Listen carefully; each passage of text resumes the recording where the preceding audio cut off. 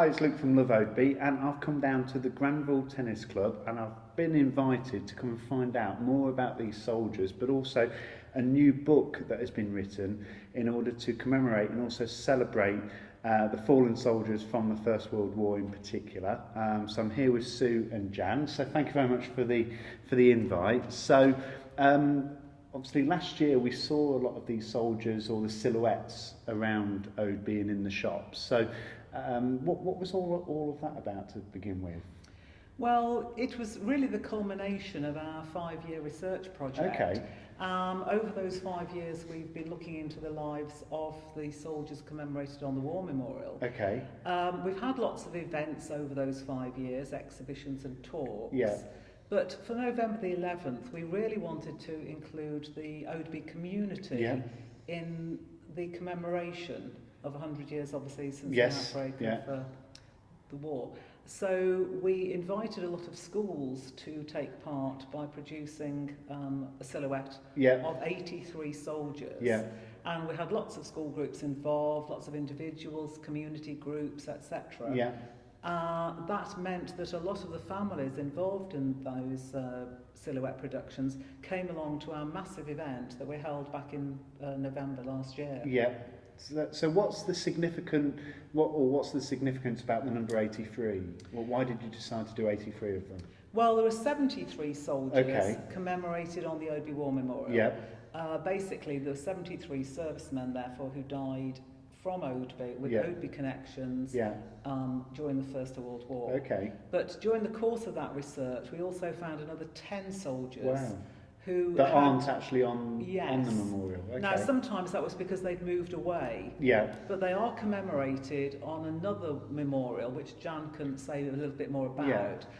And therefore we felt it was important to have all 83 commemorated. Yeah. And that proved to be the case because we had family connections with some of those other 10 soldiers. Yeah, no, I mean, you can see there's been a lot of effort and attention to detail to kind of celebrate obviously what people did for the country and did during the war. So you can see that for definite. And you've also now released a book, or you're about to release a book. There's going to be an official, so you're now an official author. Yes, we are indeed. So Jan, what's the book all about? Well, as Sue says, the book is the culmination of a 5-year project. Okay. It's the story of mostly the story of the 73, but also the other 10. Yeah.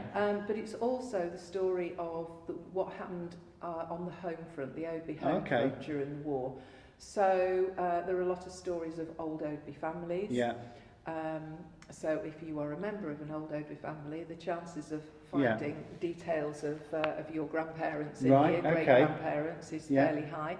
There are a lot of photographs of old Oadby as well. Yeah, I noticed that there was one in here of the Sandhurst Street School that was in here that I noticed, and you've got street scenes of Oadby, like the Leicester Road here and things, and it's where it's colour, it's colour, and that's a good thick book, so there's lots of 170 pages.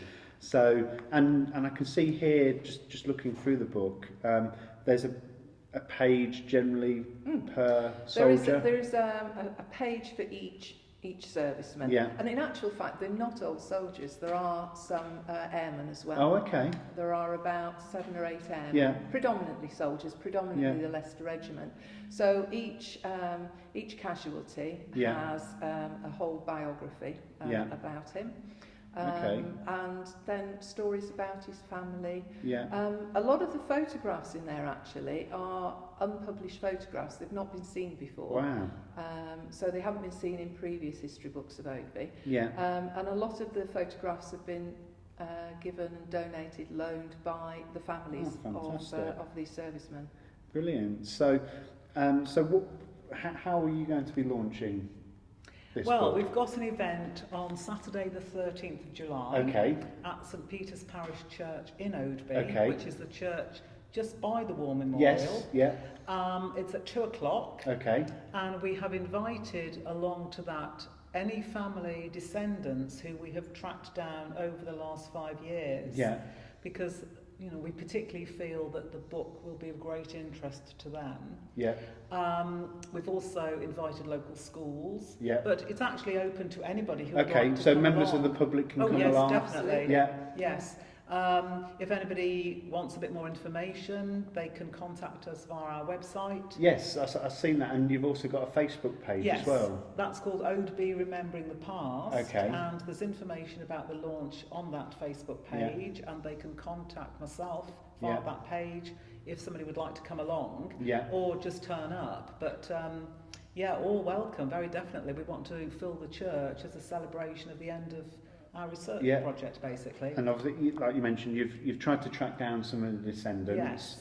And you mentioned that the descendants are going to be given a copy of the book for it. But if you aren't a descendant, but I mean, this would appeal to anyone that lives in Odeby or has a genuine interest within Leicestershire history as well. Yes, so exactly. how can people go about getting a copy of this book? Well, if they come along to the launch, obviously we will have copies available there. We've got 250 copies. Okay. If they couldn't come along to the launch, we might be able to have an event, say in the library, where people can come and pick up a copy. At the moment, the focus is on the launch, but we'll see how many copies we've got left, and then possibly have a library event to make that available to other people. Fantastic. And you're asking, and there's going to be, it's on a donation basis? Well, yes, because we have got some printing cost to cover. Therefore, yes, we would kind of appreciate a donation. Also, because our website we want to carry on as an ongoing project, and there's some expense involved there. And initial grants and funding that we've had for the project has basically run out. So, that's why going forward, there are still some costs involved. No, brilliant. And you give up your spare time, free time. Oh yes.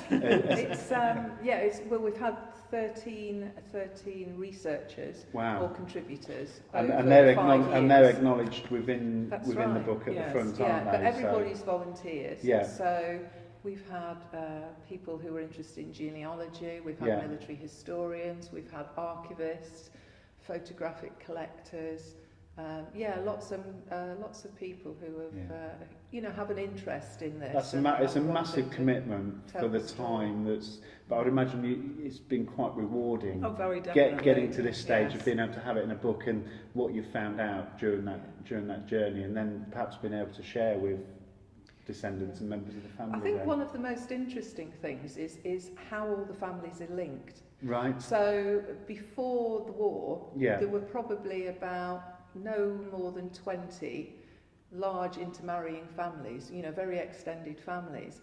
And they're cousins. It's quite a sad story when you think about it, that some families lost 2-3 members of their immediate family. We've one lady who lost her husband, her 2 brothers, and then her son in the Second War as well. But and then a lot of cousins. But because they were intermarrying families, everybody in this village was affected. Fantastic. We're actually in contact with one person who's got links with 9 soldiers. Wow. Very indirectly with some of them, but he's traced his family tree, and in some cases it's like a cousin 3 removed, 2 removed, but 9 connections.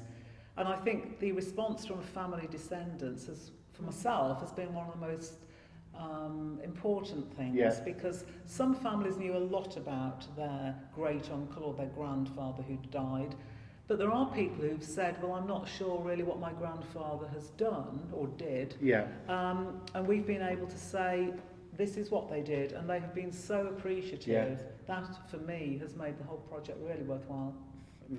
And they have found family members that they didn't know before.